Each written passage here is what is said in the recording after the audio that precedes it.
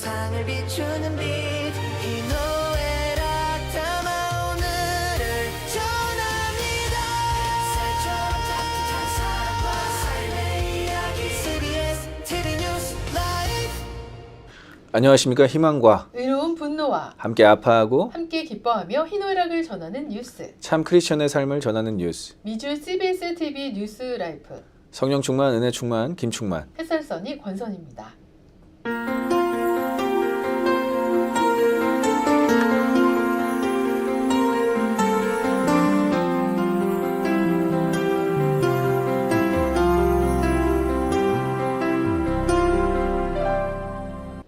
저희 뉴스라이프는 매주 목요일 6시부터 7시까지 TV로는 채널 20.12, 유튜브로는 미주 CBS TV에서 생방송으로 함께 하실 수 있고요.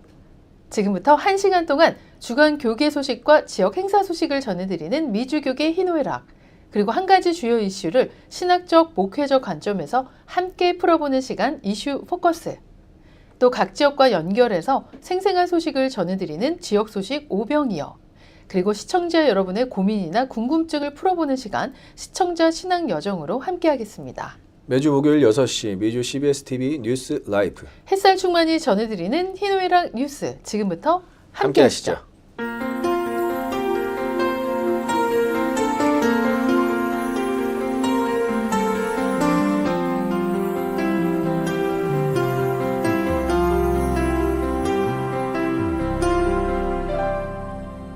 먼저 미주교계 소식과 지역 행사 소식을 전해드리는 미주교계 희노애락 첫 번째 희소식입니다. 주 미국 대한민국 대사관이 2026년도 재미 한인 장학기금 Korean Honor Scholarship KHS 장학생 모집을 한다는 소식입니다. 올해는 총 71명을 선발한다고 하는데요. 이 장학금은 최대 $5,000까지 지원된다고 합니다.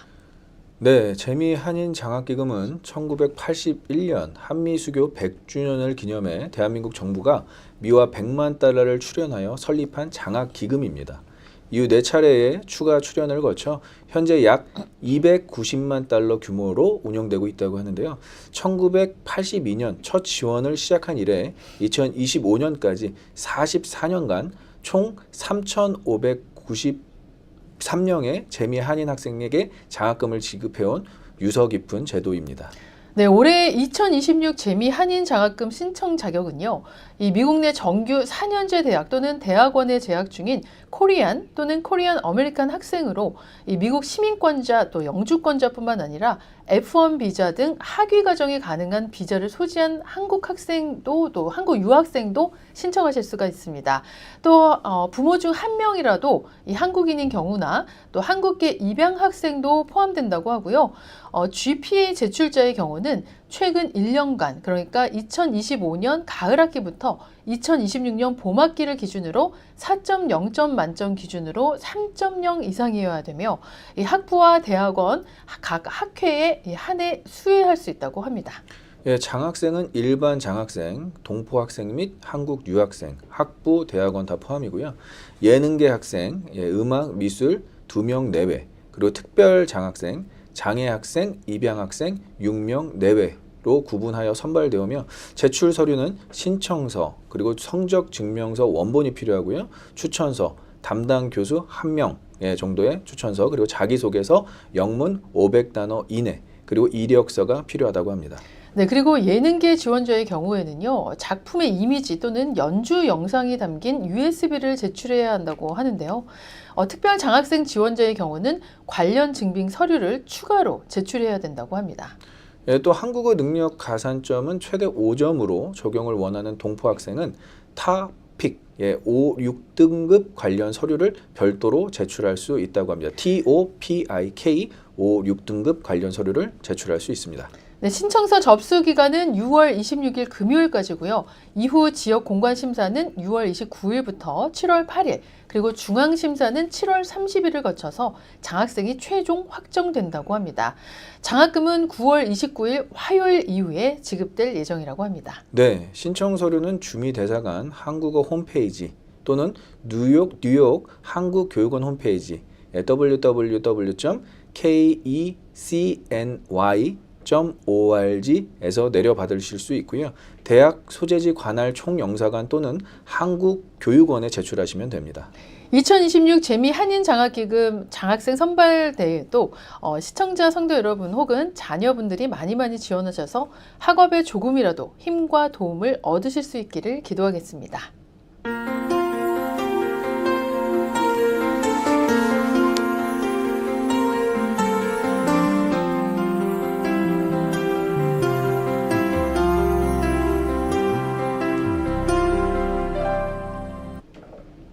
두 번째 노소식입니다. 캘리포니아 오렌지 카운티 가든그로브에서 발생한 화학물질 노출 사고와 관련해서 약 5만 명에 달하는 대규모 대피령이 내려졌었는데요. 다행히도 한때 우려됐던 대형 폭발 위험은 크게 낮아진 것으로 밝혀졌습니다. 다만 현장 안전 확보 작업은 계속 진행 중이라고 하는데요. 이 사건 발생부터 현재까지 자세한 소식 전해드립니다. 예, 사고는 지난 5월 21일 목요일 캘리포니아 가든글로브에 위치한 영국 항공우주 부품기업 GKN 에어로스페이스 생산시설에서 메틸 메타크릴레이트라는 그 화학물질이 과열되면서 유해가스가 누출 및 폭발 위험이 발생한 것인데요. 이로 인해 시설 가동이 중단되고 인근 주민에게 대피령이 발령되었습니다.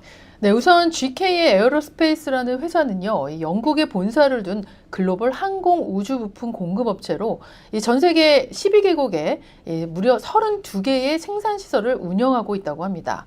주요 항공기 기체, 또 엔진 구조물, 또 랜딩 기어 등을 제조하면서 이 전 세계 항공기 90% 이상의 자사 기술을 공급하는 업체로 이 캘리포니아, 또 애리조나, 워싱턴 등 여러 주에서 생산 시설을 운영 중이라고 합니다. 예, 그 중에서도 그 12122 웨스턴 애비뉴에 위치한 GKN 가든글로브 공장에서는 항공기용 아크릴 유리, 창문, 캐노피 투명 부품을 전문적으로 생산하는 시설을 갖추고 있다고 합니다. 네, 그런데 여기서 문제가 된 물질은요, 바로 이 메틸 메타크릴레이트라는 건데요. 일명 MMA라고 불리는 플라스틱과 또 항공 제조 공정 등에 사용되는 인화성 화학 물질입니다. 이것이 이제 고농도로 노출될 경우에는요, 만약 사람이 흡입을 하거나 접촉이라도 하게 되면 어지럼증이나 호흡곤란을 일으킬 수 있다고 하고요. 또 폐나 기관지 혹은 호흡기 등의 건강상의 문제를 일으킬 수 있다고 합니다. 그런데요, 이 사고 발생 당시에 이 저장 탱크에는 무려 수천 갤런 규모의 화학물질이 보관돼 있었고, 이 사건 발생 당일 그날부터 이제 소방 당국은 메틸 메타크릴레이트가 든 이 탱크가 폭발할 가능성이 있다고 보고 물을 뿌리며 냉각 진화 작업에 나섰습니다. 네, 하지만 약 26,000리터 용량의 탱크 하나가 이미 부풀어 오르기 시작했고 탱크가 손상되면 화학물질이 주차장으로 쏟아지거나 열 폭주 현상이 일어나며 폭발이 발생할 수 있었고 주변 탱크까지 영향을 받을 수 있는 가능성이 있었기 때문에 과열된 탱크의 열을 냉각시키는 것이 관건이었다고 합니다. 맞습니다. 따라서 소방당국은 냉각수를 뿌리는 동시에 이 화학물질이 흘러나올 경우 하천에 유입되지 않도록 차단벽을 설치하기도 했다고 합니다. 그럼에도 이 소방당국은 이 만약의 사태를 우려해서 가든그로브는 물론 이 사이프러스, 또 스탠튼, 애너하임, 부에나파크, 또 웨스트민스터 일부 지역 주민 등 약 4만 명에서 이튿날에는 추가 대피령까지 더해서 약 5만 명에 달하는 주민에게 대피 명령을 내리기도 했었죠. 맞습니다. 폭발 가능성이 제기되면서 가든글로브 일대 주민 수만 명에게 대피령이 내려진 것과 동시에 현장에는 수백 명 규모의 주정부 및 지역 비상 대응 인력이 투입돼 긴급 대응에 나섰습니다. 동시에 소방당국은 탱크 냉각 작업을 계속해서 집중적으로 실시했고 이후 일부 구조적 손상이 발생되면서 내부 압력이 완화돼 대규모 폭발 위험은 상당 부분 해소된 것으로 전해졌습니다. 하지만 당국은 이 현장 주변 안전 점검과 또 공기질 모니터링이 계속 진행 중이라면서 이 주민들에게 공식 안내를 지속적으로 확인해 달라고 당부하기도 했습니다. 또한 현재 정확한 사고 원인과 추가 피해 여부에 대한 조사가 이어지고 있다고 합니다. 현재까지는 다행히 공기 중 동석 독성 수치는 정상 범위인 것으로 나타났고 탱크 표면 증기 노출도 없었고 소방 당국의 냉각수 살포 및 방어 장벽 설치는 계속되고 있다고 하지만 사실상 밸브 고장으로 인해 탱크를 비우는 것은 현실적으로 불가능하고요. 극복적인 해결책은 없는 상황이었습니다. 또한 MMA 화학물질은 공기보다 무거워 낮은 지대에 깔리는 특성이 있고 바람의 방향에 따라 최대 3마일 이상까지 확산 가능성이 있기 때문에 아직 100% 안전하다고 볼 수 없는 상황이라고 합니다. 네, 맞습니다. 지난 한 주 정말 스펙타클했습니다. 노스 LA는 산불, 또 이스트 LA는 오일 스필, 또 오렌지 카운티는 화학물질 누출 사고까지. 이게 모두 한 주 동안 일어났던 일입니다.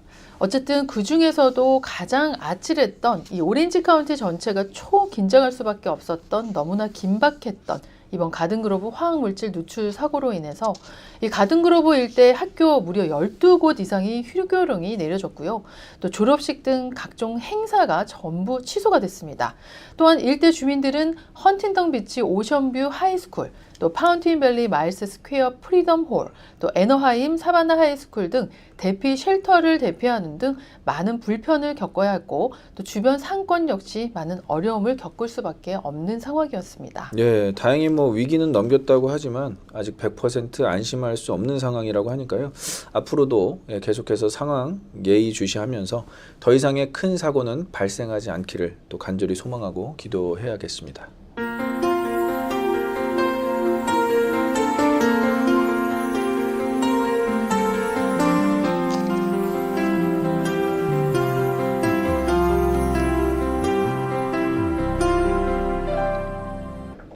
네, 다음은 세 번째 애소식입니다. CST 클레어먼트 신학대학원 박대희 목사에게 명예 박사 학위를 수여했다는 소식 준비했는데요. 지난 2017년 93세의 나이로 별세한 박대희 목사는 살아있는 동안 이 클레어먼트 신학대학원을 위한 한인 장학금, 또 코리안 에드먼드 펀드를 조성해서 한인 목회자 양성과 차세대 목회자 양성을 위해 크게 기여해 왔다고 합니다. 예, 이 같은 큰 공로를 인정하여서 CST 명예 박사학위를 수여했고 금년에 96세를 맞이한 부인 박성숙 사모에게 학위증을 전달했다고 합니다. 또한 지난 5월 19일 화요일 오후 3시에는 웨스트우드 연합감리교회에서 열린 CST 2026년 졸업식에서 그랜트 하기야 총장과 이경식 부총장은 학위증을 전달하면서 CST의 발전과 후진 양성을 위해 헌신해 오셨던 우리 박대희 목사님에게 학위를 수여하게 됨을 영광으로 생각한다라는 그 뜻을 전달하기도 했습니다. 네, 이날 휠체어에 탄 채 학위를 전달받은 박성숙 사모는요, CST가 남편을 기억하고 영광스러운 학위를 주셔서 감사하다면서 평생 한인교회와 CST의 발전을 위해 노력해 오셨던 남편이 하늘나라에서 기뻐하실 것이라면서 눈물을 흘리셨다고 합니다. 예, 이날 박성숙 사모를 축하하기 위해서 박 목사가 담임 목사님으로 섬겼던 그 LA 연합감리교회의 김광진 원로 목사와 안정엽 현 담임 목사를 비롯 친지 및 교인들이 참석하여 축하의 메시지와 마음을 전하기도 했습니다. 네, 더욱 감동적인 것은요, 이 박성숙 사모는 남편의 뜻을 이어가기 위해서 현재까지 수입의 11조를 CST 한인 장학금을 위해 기부해 온 것으로 알려졌다고 합니다. 예, 한편 이외에도 이날 졸업식에서 7명이 철학 박사의 PhD 학위를 받았는데요. 한인으로는 장희영 씨, 그리고 마크 김 씨가 학위를 받았고 또 목회학 박사 학위는 디민이라고 하죠. 백두산 목사를 비롯하여 12명의 목회자가 학위를 받았고 또 가르침이 훌륭했던 탁월한 교수상에는 이경식 부총장 그리고 김남중 교수가 각각 수상을 했습니다. 은혜 가운데 치러진 고 박대희 목사의 명예 박사 학위 소식을 전해드리면서 저희 CBS도 축하와 함께 천국에서도 평안하시길 모두 소망합니다.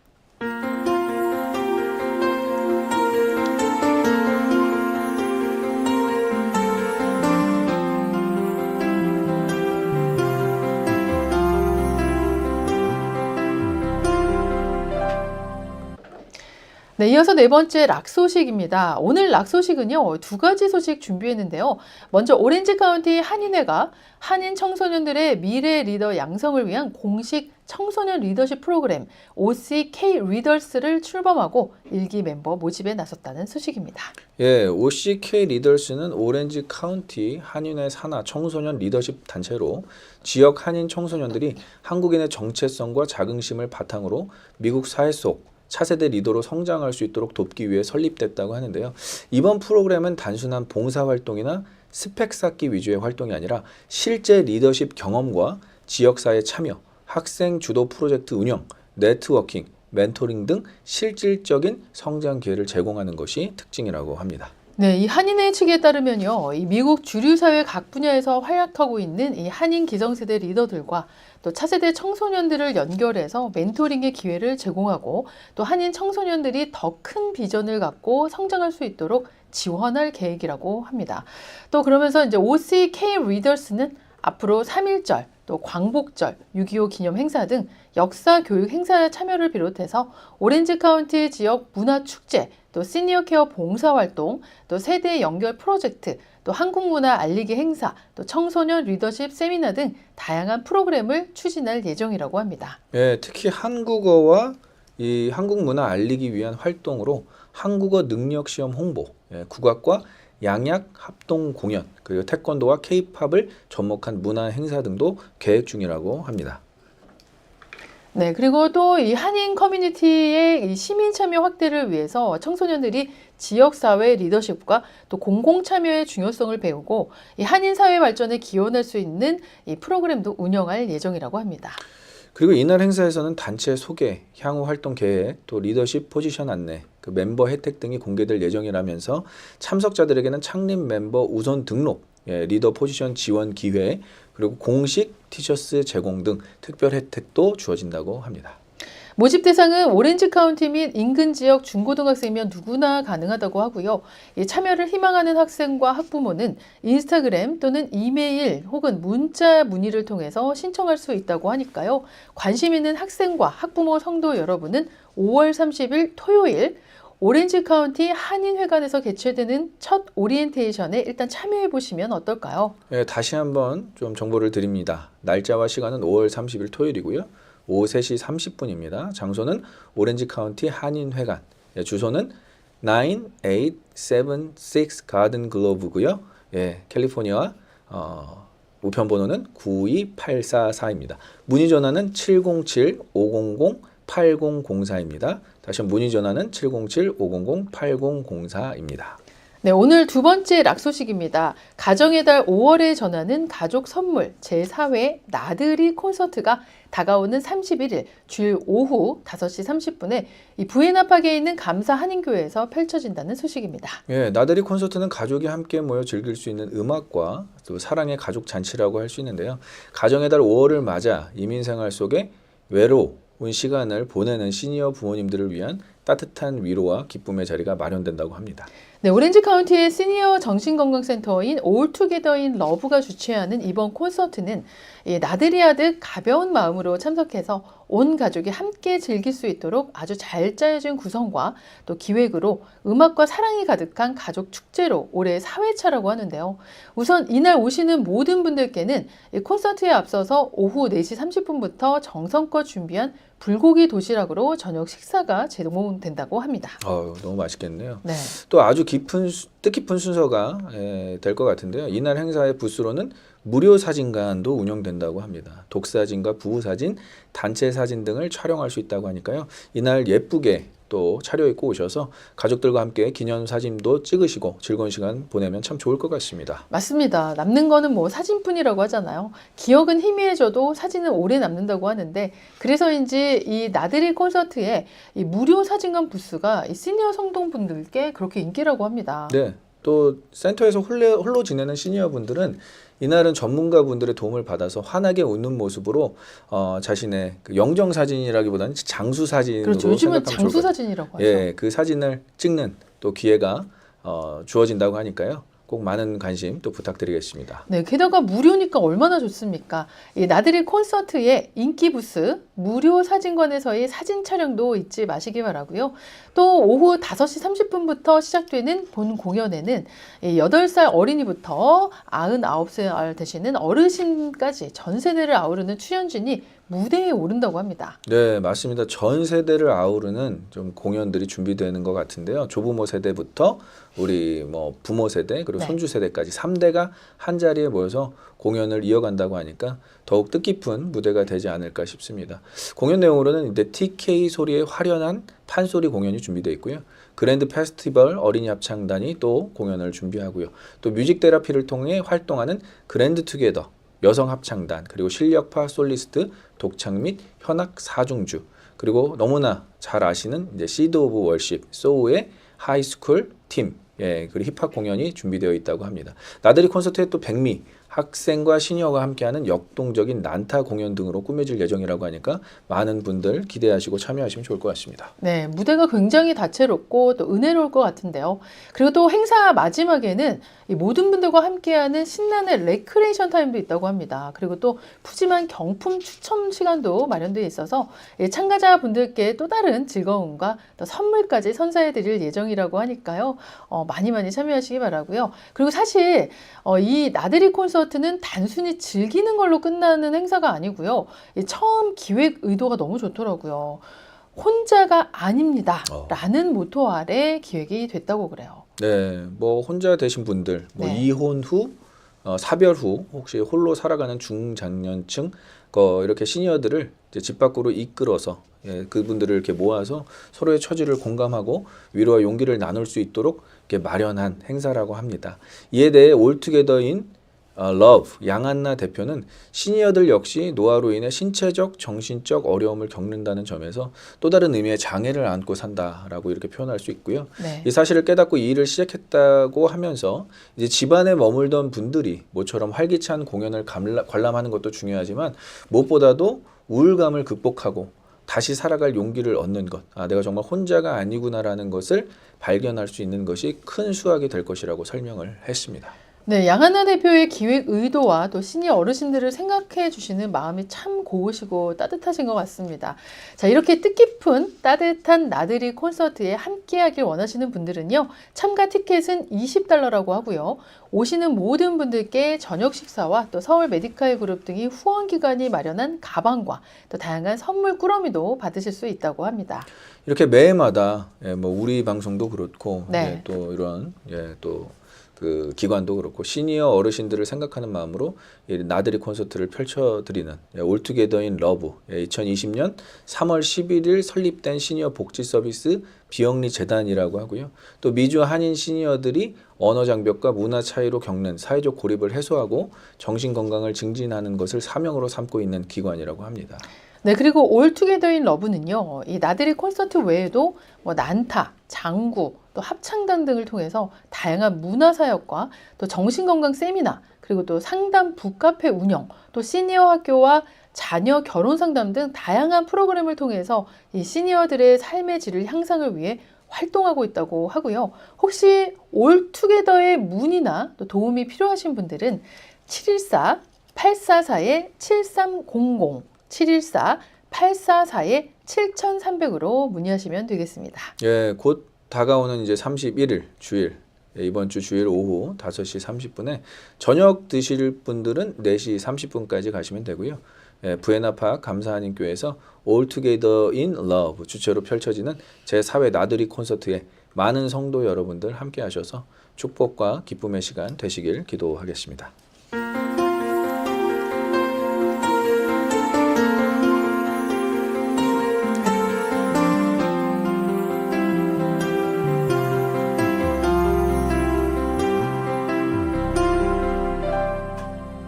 네, 다음은 한 가지 주요 이슈를 신학적, 목회적 관점에서 함께 풀어드리는 이슈 포커스 시간입니다. 네, 오늘 이슈 포커스는요. 금식, 어떻게 해야 할까? 굶는 것이 아니라 하나님을 더 깊이 바라보는 시간이다라는 주제로 우리 김충만 목사님이 오늘 신학적, 목회적 관점에서 풀어주실 예정인데요. 오늘 이슈 포커스에서는 우리가 신앙생활 속에서 자주 말하지는 않지만 이 성경이 분명히 보여주는 영적 훈련, 금식에 대해서 생각해 보려고 합니다. 네, 금식이라는 말을 들으면 어떤 분들은 이제 조금 부담스럽게 느껴질 수 있습니다. 요즘 같은 시대에 뭐 누가 금식하나, 뭐 금식까지 해야 되나? 나는 건강도 예전 같지 않은데 괜찮을까? 네, 금식은 아주 특별한 믿음을 가진 사람들이 하는 것은 아닐까? 뭐 이런 생각이 들 수 있습니다. 그런데 성경이 말하는 금식은 우리를 몰아붙이는 훈련이 아니라는 것을 강조합니다. 금식은 하나님 앞에서 내 마음을 정돈하고 내가 정말 무엇을 의지하고 살아가고 있는가를 물어보는 시간이 될 수 있겠죠. 음식을 나쁘게 보는 것이 아니라 하나님께서 주신 선물인 음식을 잠시 내려놓고 선물을 주신 하나님께 마음과 뜻을 더 깊이 향하는 시간이라고 볼 수 있습니다. 예수님께서도 마태복음 4장 4절에 이렇게 말씀하셨습니다. 사람이 떡으로만 살 것이 아니요 하나님의 입으로부터 나오는 말씀으로 살 것이라. 우리는 떡이 필요한 존재입니다. 하루하루 음식이 필요하지요.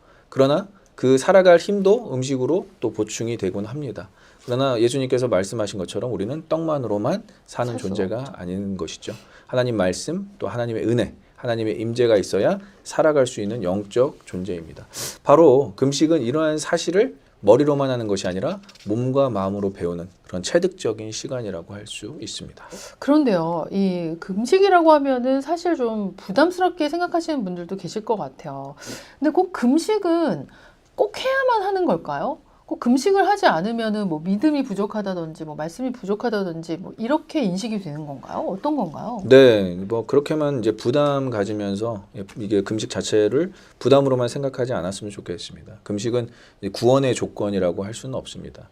금식을 많이 한다고 그래서 뭐 하나님이 더 사랑해 주시거나 또 예수님께서 우리를 더 집중해 주시거나 이런 게 아니라 하나님께서는 이미 예수 그리스도 안에서 우리를 사랑하시는 아버지이십니다.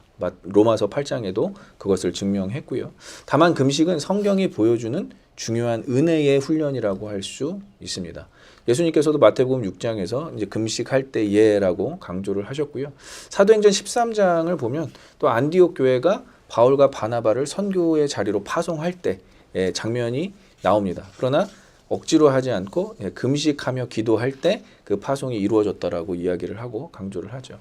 그러니까 금식은 너무 억지로 한다라기보다는 하나님께 더 집중하고 싶은 성도들이 특별히 그런 시간을 갖고 싶어 하는 분들이 오래전부터 붙들어온 믿음의 여정, 믿음의 길이라고 할 수 있습니다. 조심스럽게 우리가 생각해 볼 것은 금식을 너무 멀리하지 않는 거예요. 너무 부담 갖거나 너무 멀리하지 않는 것. 오늘날 우리는 참 풍족한 시대를 살아가고 있죠. 네. 배고프면 뭐 바로 먹을 수 있고 뭐 클릭하거나 아니면 전화하면 음식이 집 앞으로 바로 오기도 합니다. 또 일부러 식사를 멈추고 그러한 상황에서 일부러 식사를 멈추고 하나님께 집중한다는 것이 굉장히 낯설게 느껴질 수 있지만 바로 그렇기 때문에 금식이 우리에게 또 필요할 수 있다라는 것이죠. 너무 쉽게 채워지는 시대, 너무 쉽게 만족감을 주는 시대에 우리가 배고프면 바로 먹고 심심하면 뭐 바로 보고 불편하면 바로 우리가 피곤해하는 그런 이 시대 가운데서 금식은 조용히 우리의 마음에 질문을 던질 수 있습니다. 나는 무엇으로 만족하고 있는가? 내 마음에 가장 많이 붙잡고 있는 것은 무엇인가? 과연 내가 하나님만으로 충분하다고 할 수 있는가? 뭐 이런 고백들을 할 수 있다는 것이죠. 그래서 금식은 음식을 거부하는 것이 아니라 하나님께서 주신 그 선물과 같은 그 음식을 잠깐 내려놓는 시간입니다. 다만 그 선물을 잠시 내려놓음으로써 하나님께서 내 삶의 참 공급자이시고 하나님만이 나의 참 선물이시다라는 것을 다시 고백하는 시간이라고 할 수 있겠죠.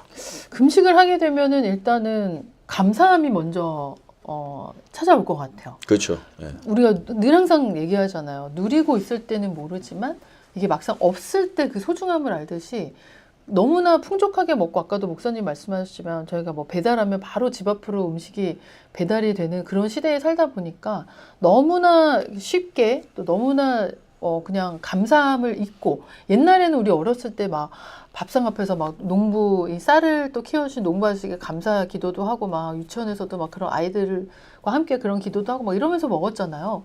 근데 요즘은 그런 게 이제 없어지다 보니까 금식을 통해서 또 하나님께 감사함을 찾고 또 하나님께 더 가까이 다가가라는 그런 중의적인 의미도 좀 내포되어 있지 않나요? 물론이죠. 예, 금식을 하면서 음식을 주신 하나님께 감사하는 그 방향, 그 과정 가운데서 우리가 배고파봐야 음식에 대한 소중함을 안다. 음식에 대한 감사함을 안다. 이렇게 우리가 그 과정 가운데서 하나님이 공급자이시고 하나님께서 우리에게 베푸신 은혜가 크다라는 것을 발견하는 것은 금식의 시간 가운데 매우 중요한 일이라고 생각을 합니다. 목사님은 제일 처음에 금식하신 게 언제셨어요? 저는 고등학교 때 이제 그 수련회를 위해서 릴레이 금식하는 거 프로그램화된 금식을 했었고요. 네. 개인적으로는 아마 좀 성인이 돼서야 저도 그 의미를 발견하고 네. 또 감사를 찾기 위해서 금식을 했던 것 같습니다. 그럼 목회를 하시기 전에 제일 처음에 그 고등학교 때 이제 금식을 하셨다고 하셨는데 그때 금식을 하셨을 때 어떠셨어요? 네, 굉장히 힘들었고 또 내가 이걸 계속 해야 되나 그리고 이 릴레이가 빨리 끝나기만을 바랬던 것 같고요. 말씀하신 대로 감사를 찾기 위해서 제 개인적으로 금식을 했을 때는 제가 그러한 그 고민을 하지 않았던 것 같아요. 그런 컨플릭이 없었던 것 같아요. 하는 것으로 끝나지 않는다는 것입니다. 밥을 안 먹고 하루 종일 다른 것으로 마음을 채운다면 그것은 영적 훈련으로서 금식이라고 보기 어렵습니다. 스마트폰을 내려놓았지만 그 시간이 하나님께 향하지 않는다면 그것은 단순한 휴식일 수 있습니다. 금식의 핵심은 비우는 데만 있지 않습니다. 하나님으로부터 다시 채우는 데 있다라는 것이죠. 두 번째로 우리가 조심할 것은 금식을 자랑하지 않는 것입니다. 이것은 참 조심스러운 부분입니다. 왜냐하면 신앙의 좋은 훈련도 어느 순간 나를 드러내는 그런 자랑의 도구가 될 수 있다는 것이죠. 그래서 마태복음 6장 16절에서 금식할 때 사람에게 보이려고 슬픈 기색을 보이지 말라고 하셨습니다. 당시 어떤 사람들은 특히 종교 지도자들, 바리새인들은 자신들이 금식한다는 것을 만천하에 드러내기 위해서 일부러 초췌한 모습을 보였습니다. 나는 이렇게 경건한 사람입니다 라고 신원을 보내고 싶었던 것이죠. 그러나 주님은 금식이 사람의 인종으로 향하면 이미 그 상을 이미 받은 것이다라고 말씀을 하십니다. 금식은 나의 경건함을 증명하는 시간이 아니라 오히려 나의 연약함, 나의 부족함을 인정하는 시간입니다. 그래서 금식하면서 이러한 고백이 참 중요해요. 하나님, 제 힘만으로는 살 수 없습니다. 하나님, 제 영혼은 주님의 은혜가 필요합니다. 하나님, 그리고 제가 붙잡고 의지하고 있던 것들이 잠시 내려놓고 싶습니다. 이렇게 주님께 더 가까이 가고 싶습니다.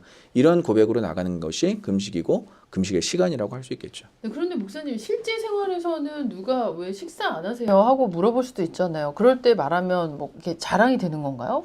꼭 그렇지는 않습니다. 근데 상황에 따라서 금식한다라고 말해야 될 때가 있어요. 가족에게 알려야 할 때가 있다라는 것이죠. 예를 들어 금식을 하면 건강에 문제가 생기는 경우도 있어요. 그리고 또 함께 기도하기 위해서 믿음의 사람들과 이 금식에 대해서 나눌 때가 있습니다. 중요한 것은 내가 이 금식에 대해서 말했냐 말하지 않았냐라는 것보다 마음의 방향이라고 할 수 있습니다. 내가 사람의 인정을 받고 싶어서 말하는 것인지 아니면 지혜롭게 내가 이 금식을 한다, 나를 도와줘라 라는 이 상황을 나누기 위해서인지가 중요하다는 것이죠. 금식은 숨기는 기술이 아니라 하나님께 집중하는 훈련이라고 할 수 있습니다. 말하더라도 자랑이 아니라 겸손함으로 지혜롭게 말하면 된다는 것이죠. 네. 세 번째 조심할 것은 금식을 하나님을 움직이는, 하나님을 마치 컨트롤할 수 있는 수단으로 생각하지 않는 것입니다. 우리의 마음에는 때때로는 이런 생각이 생길 수 있습니다. 내가 이렇게까지 금식을 하는데 하나님 내 기도를 반드시 들어주셔야 된다. 내가 밥도 안 먹고 기도했으니 하나님 이제 응답 주셔야 된다. 물론 금식에는 간절함이 생깁니다. 간절함이 담겨 있죠. 정말 중요한 기도 제목이 있을 때, 마음이 무너질 때, 절박할 때 우리는 금식하며 하나님께 나아갈 수 있습니다. 그러나 금식은 하나님을 압박하는 방법이 아니라 금식은 하나님께 내 뜻을 관철시키는 또 기술도 아닙니다. 오히려 하나님 앞에서 내 마음과 뜻을 낮추는 시간이라고 할 수 있겠죠. 사무엘하 12장을 참조하면 참 좋을 것 같은 게 다윗이 바세바를 범해서 벤 아이를 위해 금식하며 간절히 기도하며 죽지 않기를. 그러나 그 아이는 기도했어도 금식했어도 결국 죽습니다. 그때 다윗은 일어나 오히려 몸을 씻고 예배한 뒤 음식을 다시 먹습니다. 다윗은 간절히 금식하며 구했지만 마지막 결과는 하나님께 맡겼다라는 것을 우리가 다윗을 통해서 볼 수 있다는 것이죠. 그래서 이것이 참된 금식의 마음이라고 할 수 있습니다. 간절히 기도하며 울며 구할 수는 있지만 하나님을 조종할 수는 없다. 오히려 하나님의 통치 아래에 있다. 그리고 하나님의 그 섭리 안에 우리의 삶이 맡겨져 있다라는 것을 확인하는 시간이 우리의 금식 시간이라고 할 수 있고요. 하나님의 손을 막 억지로 비틀고 우리의 삶에 개입시키는 시간이 아니라는 것을 꼭 기억하셨으면 좋겠습니다. 그러면은 금식해도 내가 원하는 응답이 나오지 않을 수도 있다라는 그런 말씀이신 건가요? 네, 정확합니다. 금식은 자동 응답 버튼이 아니라 우리가 뭐 누르면 뭐 하나님의 응답을 받을 수 있는 어떤 그런 도구가 아니라는 것이죠. 그렇다고 해서 금식이 헛된 것으로 생각하면 안 되고요. 금식하면서 기도할 때 하나님은 상황만 만지는 것도 아니라 우리의 마음도 만진다라는 것을 반드시 기억하셔야 합니다. 때로는 문제가 해결되기 전에 내 마음이 먼저 낮아지고 내 마음의 문제가 해결되고 또 환경이 바뀌기 전에 내 시선이 하나님의 시선으로 바뀌어지기 때문에 그것을 우리가 은혜라고 할 수 있습니다. 오히려 내 생각, 내 마음, 내 시선 이런 것들이 바뀌어지는 시간이 금식이라고 할 수 있겠죠. 그래서 따라해 보겠습니다. 금식은 거래가 아니라 관계이다. 금식은 거래가 아니라 관계이다. 예, 하나님과 거래하는 시간이 아니라 하나님과의 더 친밀한 관계를 쌓는 시간이 될 수 있겠죠. 하나님께서 무엇을 얻어내기 위한 조건이 아니라 하나님 앞에 더 가까이 머무는 은혜의 자리라고 할 수 있습니다. 그럼 어떻게 금식을 시작할 수 있을까요? 단순히 말씀드리면 기도하는 마음으로 의도적으로 작게 시작하면 됩니다. 한번 이 세 가지를 또 한번 우리가 자세하게 다뤄볼게요. 금식은 반드시 기도와 함께 가야 합니다. 꼭 기억하시오. 네, 기도와 함께. 지금 그냥 다이어트가 아니에요. 한 끼를 굶었다고 자동으로 영적으로 되는 것도 아닙니다. 중요한 것은 그 비워진 시간을 하나님으로 채우는 것. 그것이 중요합니다. 평소 식사하던 시간을 말씀 읽고 기도하고 하나님께 마음을 여는 시간으로 바꾸는 것이죠. 배고픔이 느껴질 때마다 이렇게 기도할 수 있습니다. 하나님, 정말 주님이 필요합니다. 간절해지잖아요, 배고플 때. 하나님, 제 영혼이 주님을 갈망합니다. 이 영적인 갈망, 배고픔에서 오는 갈망이 주님을 향한 갈망으로 바뀌어질 수 있고요. 하나님, 내가 의지하던 것들을 또 잠시 내려놓습니다. 내려놓음도 우리의 영적 생활에 아주 중요한 또 과정이라고 할 수 있습니다. 그래서 금식은 의도적으로 좀 하는 것이 중요합니다. 한번 굶어볼까? 뭐 이런 게 아니라 하나님 앞에 가져갈 기도 제목을 정하고 이것이 뭐 가족을 위한 기도일 수 있고요. 아니면 뭐 국가 정세를 위한 기도일 수도 있고요. 아니면 전 세계적인 그런 지금 흐름을 위한 기도일 수도 있고요. 교회와 사역을 위한 기도일 수도 있습니다. 중요한 결정을 앞두고 하나님의 뜻을 구하는 기도 시간이 금식의 시간이 되어야 한다라는 것이죠. 그 배고픔이 기도로 들어가는, 기도로 인도함을 받는 문이 될 수 있다는 것입니다. 그러면은 만약에 이제 저 같은 경우는 아직 금식을 한 번도 못 해봤는데 금식을 해보고 싶어 하시는 분들은 처음에 뭐 어떻게 시작을 하면 좋을까요? 네. 처음부터 크게 시작하지 않아도 될 것 같습니다. 이것은 많은 목회자분들마다 다를 수가 있는데요. 한 끼부터 전 시작해도 좋다고 생각을 합니다. 아침 한 끼를 금식하고 그 시간을 기도로 드릴 수 있다면 아주 최고의 금식 시간이 아닐까 생각을 하고요. 점심 시간을 따로 떼요. 그 말씀을 읽는 한 구절을 읽고 붙들고 기도할 수 있는 시간이라면 또 그것도 정확한 적당한 금식 시간이라고 할 수 있습니다. 특별히 연세가 있으신 분들은 건강상의 이유가 있어서 무리를 하지 않는 것이 중요할 것 같고요. 당뇨나 지병이 있으신 분들, 약을 드시는 분들은 좀 지혜롭게 하셔야 된다는 것을 권면합니다. 하나님은 우리의 건강까지 무시하면서 무리한 금식을 요구하시는 분이 아니라 이러한 경우에 이제 음식 금식보다는 우리 아까 나눴던 미디어 금식, 소비 금식, 이런 것도 너무 중요하죠. 그리고 다른 형태의 절제를 통해서 하나님께 집중하는 방법도 계속 우리가 생각해 볼 수 있습니다. 그러면 뭐 스마트폰 금식이라 그러면 내가 뭐 오늘 하루 동안은 스마트폰을 아예 쓰지 않고 그 시간에 기도를 하겠다, 그쵸. 성경 공부를 하겠다, 그쵸. 이런 것도 이제 스마트폰 금식이 되는 거고요. 그렇죠. 금식은 우리를 특별한 사람으로 보이게 만드는 훈련이 아니라 우리가 얼마나 연약한 사람인지를 깨닫게 하는 훈련이기 때문에 한 끼만 건너뛰어도 우리는 그렇잖아요. 한 끼만 안 먹어도 예민해지고 몸이 막 흔들리고 그리고 막 당이 떨어진 것 같고 얼마나 쉽게 육체의 만족에 붙들려 있는지를 우리가 스스로 확인하는 시간이 될 수 있다는 것이죠. 그때 하나님께 우리가 진실되게 고백할 수 있습니다. 하나님, 참 한 끼 굶었는데 저는 이렇게 연약하네요. 작은 배고픔 앞에서도 흔들리고 또 주님께서 붙들어 주지 않으면 우리는 살 수 없는 존재입니다라는 것을 고백할 수 있다는 것이죠. 이 고백이 저는 금식의 은혜라고 생각을 합니다. 오늘처럼 많은 것들이 이렇게 쉽게 채워지는 시대에 금식은 우리 영혼에게 조용하게 질문을 던집니다. 나는 무엇으로 살아가고 있는가? 나는 무엇을 가장 의지하고 있는가? 하나님 없어도 충분하다고 혹시 착각하고 있지는 않은가? 그래서 사실 이제 금식은 하나님을 움직이는 기술이 아니라는 것을 여러분 꼭 아셨으면 좋겠고요. 금식은 하나님 앞에서 내가 낮아지는, 그리고 내가 나를 다시 조망하는 은혜의 자리라고 할 수 있습니다. 그리고 그 낮아짐 속에서 우리는 다시 깨닫게 되는 것이죠. 내가 붙들고 사는 것이 음식만이 아니라, 내가 붙들고 사는 것이 내가 의지하는 어떤 그 대상만이 아니라 나를 붙드시는 하나님이 계시구나. 그러니까 금식을 너무 어렵게만 생각하지 않으셨으면 좋겠습니다. 한 끼부터 시작하셔도 좋고요. 아니면 미디어 금식으로도 시작하셔도 좋고요. 식사 시간을 기도 시간으로 바꾸는 것, 그것이 사실 가장 중요합니다.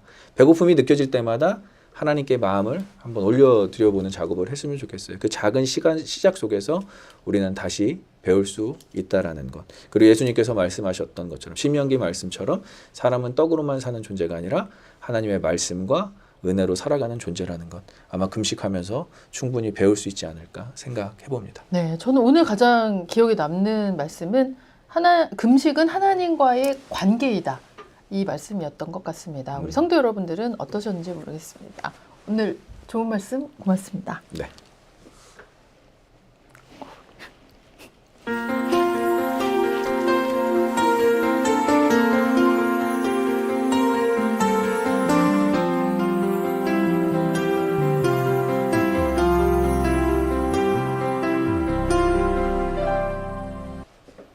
네, 다음 순서 이어드리기 전에 잠시 선한 사마리아인 정보 전해드리겠습니다. 미주 기독교 방송 CBS TV 뉴스 라이프는요, 이 지역사회와 함께 호흡하며 나눔의 금융을 실천하는 오픈뱅크, 정직한 금융, 투명한 경영으로 여러분의 소중한 자산을 지켜드립니다. 마음을 열고 내일을 여는 금융, 오픈뱅크 청지기 재단에서 도움 주고 계시고요.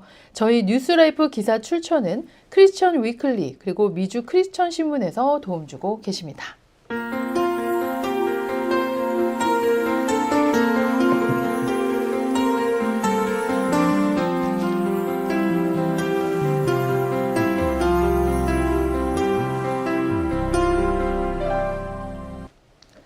네, 이어서 각 지역에 계신 특파원과 연결해 지역 소식을 생생하게 전해드리는 지역 소식 오병이어. 오늘은 이 노소식에서 전해드린 가든그로브 화학물질 사고 이후에 다행히 폭발 위험은 일단락되었지만 아직 대피 중에 있는 주민도 있다고 하고요. 아무래도 이제 주변 지역 상권에도 피해가 불가피한 사태 속에서 실제 현재 상황은 어떤지, 또 오늘은 현장의 상황과 또 지역 교회의 역할에 대해 이 영락교회의 김효색 목사님과 전화 연결해 이야기 나눠보도록 하겠습니다. 네, 여보세요? 네, 안녕하세요. 네. 김효색 목사입니다. 네, 안녕하십니까. 반갑습니다. 일단 바쁜 시간 쫓겨서 이렇게 전화 인터뷰에 응해주셔서 너무너무 감사합니다. 네, 감사합니다. 네, 우선 그 현재 가든그로브 화학물질 누출 사고 상황은 어느 정도까지 안정된 상태인지 현재 상황 소식부터 좀 여쭤봐도 될까요? 네, 지난 21일 오후에 가든그로브 웨스턴 애비뉴에 위치한 GKN 에어로스페이스 시설 내에 7,000갤런 규모의 화학물질 저장 탱크가 과열되면서 이번 사고가 시작이 되었는데요. 네. 이번 사고로 가든그로브 주민 5만여 명이 대피하는 사태가 벌어졌습니다. 처음에 소방당국은 탱크에서 수천 갤런의 화학물질이 계속 새 나오거나 아니면 폭발하는 두 가지 시나리오를 제시했는데요. 다행히 25일인 월요일부터 탱크의 폭발 위험이 완전히 배제되었고 지금 다른 어떠한 위험 가능성도 모두 배제된 상황입니다. 다행입니다. 그러면 한인 성도분들과 주민들의 불안감은 현재 조금 안정화가 된 건가요? 어떤가요, 분위기가? 네, 사실 저희 교회 성도분들 중에도 네. 계셨던 분들이 계셨는데 네. 그리고 비즈니스가 있으신 분들도 계셨고 네. 처음에 누출 사고가 터졌을 때 대부분 급하게 대피하신 분들이 많으셨습니다. 그렇죠. 아무래도. 예를 들어 저희 성도 한 분께서는 네. 너무 급하게 대피하시느라 아무것도 챙겨 나오지 못하셨다고. 그래서 먹을 것과 뭐 생필품 또 겉옷, 속옷까지 다 사야 된다면서 걱정을 많이 하셨습니다. 네. 그래도 현재 대피 명령을 받은 많은 주민들이 집으로 돌아간 상태여서 저희 다행이네요. 성도님들도 대피하셨던 분들은 다 집으로 돌아가신 상태여서 불안감은 많이 해소되었는데요. 네. 이번 사태로 인해서 여전히 주민들의 어떤 불만과 항의는 계속되고 있는 상황입니다. 네, 그럴 수밖에 없는 상황인 것 같은데요. 정말 얼마나 놀랐을까요? 갑자기 정말 아무 대책도 없이 대피를 해야 되는 그 심정이 너무너무나 정말 막막했을 것 같은데요. 그래서 다행인 것은 이제 초기에 대형 폭발 가능성을 크게 우려했는데 일단은 안정화가 됐다라는 좋은 소식을 전해주셔서 감사드리고 또 일단 뭐 대피하셨던 분들도 다시 이제 댁으로 많이들 돌아가셨다고 하니까 그것도 또한 다행입니다. 자, 그런데 이제 그 이번 사고의 원인이 아까 말씀하셨다시피 이제 저장 탱크의 과열과 밸브 문제로 알려졌다고 말씀을 주셨는데요. 이 정확한 원인 규명은 어느 정도까지 진행이 된 상태인가요? 주민들에게 알려진 어떤 그런 그 규명된 게 있을까요? 네, 사실 이번 사고는 뭐 어떤 하나의 원인으로만은 규정할 수가 없는데요. 이번 사고가 단계적으로 그리고 연쇄적으로 발생했기 때문입니다. 먼저 이 메틸 메타크릴레이트 네. MMA를 저장하고 있는 탱크의 냉각 시스템에 고장이 발생했습니다. 정상적인 상태에서는 이 MMA의 화학 반응을 막기 위해서 냉각 시스템으로 이 화학 물질을 화씨 50도 안팎으로 차갑게 유지해야 합니다. 그렇죠. 그런데 이 냉각 기능이 멈추자 MMA가 스스로 반응하기 시작하는 중합 반응이 일어나면서 네. 거기서 열이 발생되었고요. 이것이 위험한 열적 폭주 반응, 즉 thermal runaway로 이어졌습니다. 네. 그래서 이 열적 폭주 반응으로 인해서 온도가 치솟으면서요, 이 화학 물질이 끌어올라 가스로 변했고, 이 저장 탱크가 압력으로 인해 부풀어 오르고 균열이 발생하면서 대기 중으로 독성 가스를 방출하게 되었습니다. 그렇다면 왜 이 사태를 초기에 진압하지 못했느냐에 네, 대해서는 네. 비상 밸브 작동 불량을 원인으로 들 수가 있는데요. 아, 현장에 처음 출동한 구조대는 이 탱크의 비상 밸브가 완전히 들러붙어서 고장난 상태임을 발견했습니다. 그래서 네. 이 밸브의 결함으로 인해서 소방 구조대는 두 가지의 표준 안전 조치를 취할 수가 없었다라고 합니다. 첫 번째로는 휘발성 화학 물질인 이 MMA를 안전한 용기로 옮겨 담거나 배출하지 못했고, 두 그렇죠. 번째로 이 열적 폭주 반응을 멈추기 위한 중화 화학 안정제를 투입하지 못했다라는 것입니다. 네. 그래서 결국 소방당국은 외부에서 물을 뿌리는 것으로만 탱크의 온도를 낮추는 그러한 방법밖에 사용할 수 없었고요. 네. 이로 인해서 초기 진압에 실패했고 5만 명이 넘는 사람들 대피하는 심각한 상황에 이르렀다고 볼 수가 있겠습니다. 아, 정확하게 알려주셔서 뭐 굉장히 또 이렇게 이해가 되고 마치 그 MMA 공장에 계셨던 분 같처럼 정말 너무너무 정확하고 또 이렇게 친절하게 알려주셔서 대단히 감사하고요. 다행히 그 탱크에 이제 크랙이 가면서 그게 뭐 자체적으로 이렇게 열이 내려갔다 그래서 이제 폭발 위험은 어쨌든 이제 없어진 거잖아요. 혹시 네. 이 사실 이제 MMA라는 게 요번 이제 사건이 터지면서 저희도 알게 된 거지 이런 화학 물질이 있었는지도 사실 몰랐고 또 일반 주민들에게도 굉장히 낯선 이야기였는데 노출 시에는 뭐 어떤 증상이나 건강 위험에 대해서 어떤 주의를 해야 된다든지 뭐 소방 당국에서 내려진 지침이나 어떤 대책들이 있었나요? 네, 사실 저도 이번 사태로 이 MMA라는 물질을 처음 알게 되었는데요. 네. 이 화학 물질은 메틸 메타크릴레이트, 줄여서 우리가 MMA라고 부르는데, 이것은 항공기용 아크릴 플라스틱 제조에 사용되는 화학 물질로 알려져 있습니다. 네. 근데 이 MMA라는 화학 물질은 가열하게 되면 인체에 유해한 화학 물질 증기가 뿜어져 나오는데요. 네. 이것을 접촉하거나 마시게 되면 호흡기 질환, 또 눈이 뜨겁고 가려운 증상, 구토와 두통을 유발할 수 있다고 이 오렌지 카운티 보건소장인 레지나 신시오 쿵 박사가 설명했습니다. 네, 또 정확하게 또 상황까지 알려주시고, 네, 너무너무 감사합니다. 그러면 현재 대피 명령이 유지되는 지역 주민들은 어떤 기준으로 귀가 여부가 결정되는지도 좀 여쭤봐도 될까요? 네, 사실 현지 시각으로 어제 27일 수요일 저녁 7시 기준으로 모든 대피소는 클로즈 되었습니다. 그래서 아, 대피 명령을 받은 주민들은 사실 집으로 돌아갈 수는 있었는데요. 아마도 또 불안함과 걱정이 있으신 분들은 아직 근처 호텔에서 지내는 것으로 알려져 있습니다. 그렇군요. 어쨌든 뭐 전원이 이제 다시 가정으로 돌아갈 수 있도록 이렇게 명령이 내려졌다고 하니까 그것은 다행이지만 그럼에도 불구하고 아직 100% 이제 안전이 보장된 상태는 아니니까 뭐 호텔이라든지 이런 곳에서 또 이제 기거하고 계신 분들도 계시다고 하는데 언제쯤 이 100% 안전하다라는 통보를 받을 수 있을지 저희도 함께 기도하도록 할 텐데요. 자, 어쨌든 이런 상황에서 아직까지도 주민들이 걱정하는 부분들이 분명히 있을 것 같은데 그것은 어떤 게 있다고 보십니까? 네, 사실 이번 사태는 일단락되었습니다. 그러나 주민들은 여전히 상당한 분노를 표출하고 있는데요. 네. 지난 26일 저녁에 개최된 가든그로브 시의회 긴급회의에서 네. 주민들의 분노와 불안이 폭발했습니다.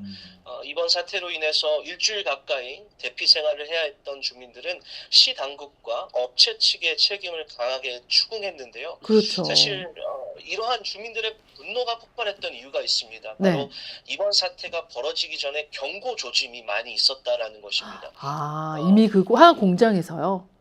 예, 네. 정부 기록에 따르면요, 네. 이번 사태가 발생한 GKN 에어로스페이스 이 업체 공장이 네. 과거에도 기계 관리 소홀, 장비 관리 소홀에 해왔던 정황이 포착이 되었습니다.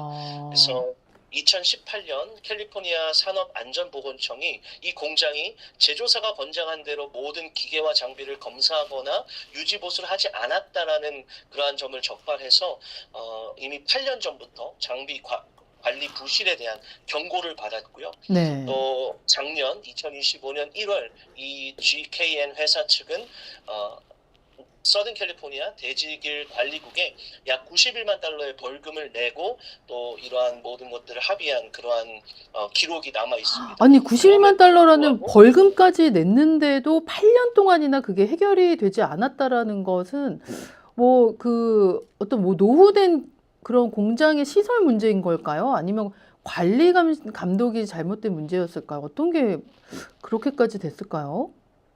네, 회사도 이러한 관리 소홀에 문제가 있었고 네. 또 시 당국도 이러한 회사에 대해서 조치를 하지 않고 특별히 이 거주 지역 근처에 이러한 회사를 운영하도록 했던 점에 대해서 그러니까요. 이 주민들의 불안과 또 반발이 지금 크게 일어나고 있는 것 같습니다. 그럴 수밖에 없을 것 같아요. 그러면 이 주민들이 이렇게 불만과 원성을 뭐 표출하는 이 가운데 당국이 좀 주민 불안을 줄이기 위해서 어떤 조치를 취하고 있는 게 있을까요?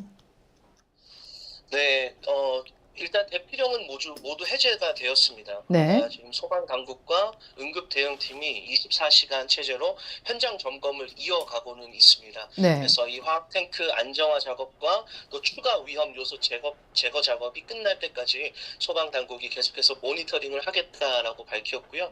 그리고 이번 사태에 대해서 이 주민들 사이에서는 네. 단순한 이것이 사고가 아니라 산업시설 안전관리 실패라는 인식이 그렇죠. 커지고 있습니다. 그렇죠. 그래서 이 주거 지역 인근에 이러한 화학물질 시설 운영 규제와 또 주민 알림 시스템, 대피 대응 체계 전반에 대한 재검토 요구도 지금 시 당국에 계속해서 요구되어지고 있는 것으로 보여집니다. 당연히 해야죠. 네, 당연히 해야 되고. 신속한 또 조치와 또 네. 빠른 대응이 또 필요할 거라고 생각을 하고요. 많은 네, 주민들이 그리고- 또 피해를 입은 상황이니까. 맞습니다. 예. 그리고 또 이제 보상 체계나 이런 것들은 뭐 마련이 된다고 하나요? 뭐 그런 얘기는 없나요?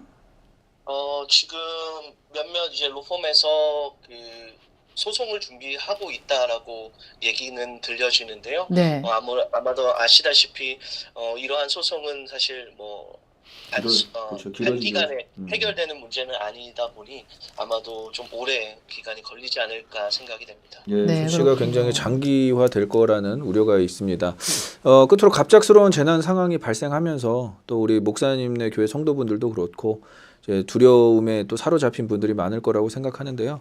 또 저희도 사실 이 소식 듣고 현장 취재를 나가려고 했는데 상황이 그렇게 될 수가 없는 상황이어서 취재를 못한 것에 대해서 좀 아쉽고 또 굉장히 좀 안타까운 부분들이 있었습니다. 또 우리 목사님 이렇게 인터뷰하시는 목사님 또 CBS TV PD 출신이시거든요. 아, 그러세요? 예, 그래서 반갑습니다. 참 너무 감사한 부분이고 네. 또 이것을 자세하게 조사해서 또 현장감을 또 실어서 이렇게 보도를 해드렸는데 너무나 감사합니다. 마지막으로 좀 우리 성도분들에게 그리고 좀 지금도 좀 이런 불안감으로 휩싸인 분들에게 좀 위로의 말씀 부탁드리면은 말씀해 주시면 감사하겠습니다. 네, 참 이번 사태로 인해서 또 몸과 마음이 지쳐 계실 우리 가든그로브 모든 주민들과 교민분들 그리고 성도님들께 하나님의 위로와 평강과 붙드심이 함께 하시길 간절히 기도합니다.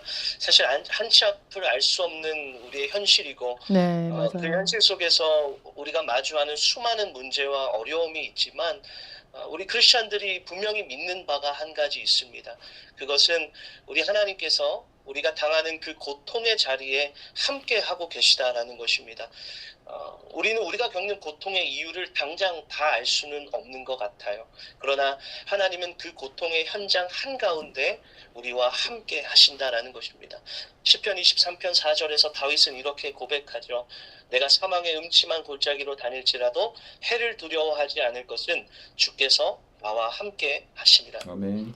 아멘. 풀무불에서 사드락 메삭 아벳느고와 함께 하셨던 그 하나님, 사자굴에서 다니엘과 함께 하셨던 그 하나님께서 지금 여러분의 그 고통의 자리에 함께 하고 계시는 줄 믿습니다. 아멘. 그렇기에 선하신 우리 아버지 되시는 하나님께서 모든 것을 합력하여 선을 이루실 것을 믿으시고 힘들고 어려운 상황 속에서도 하나님과 동행하시며 여러분의 심령 가운데 두려움과 낙심이 아니라 하나님께서 주시는 참된 평강이 충만하시기를 간절히 기도합니다. 아멘. 감사합니다. 감사합니다. 이렇게 축복의 기도까지 해주시고 아마 방송 들으시는 분들은 큰 위안과 또 위로를 받으셨으리라 믿고요. 우리 목사님 오늘 정말 너무너무나 또 이렇게 친절하고 정확하게 또 알려주셔서 대단히 감사드립니다. 목사님 감사합니다. 네, 네, 고맙습니다. 감사합니다. 네. 수고하세요. 네.